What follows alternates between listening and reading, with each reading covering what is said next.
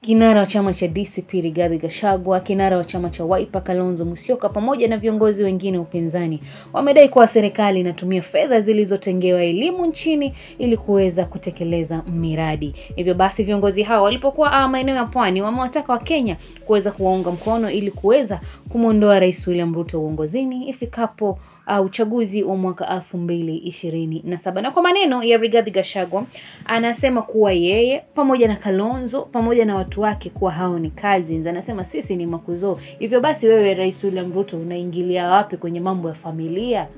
Unaingilia wapi? Manake sisi ni cousins. Wewe nenda kumtafutia Raila, mkae naye manake yeye ndio cousin yake. Naye Kalonzo Musyoka akasema kuwa tarehe 25 mwezi huu itakuwa ni public holiday. Manake hii ni heshima yani kwa Gen Z. Ni siku ambayo ndio walioenda bungeni. Hivyo basi ni public holiday kwa Wakenya wote. Hivyo basi mpenzi mtazamaji, kama KE Frontier News tutazidi kukuletea mengi na mengi yatakayokuwa yamejiri.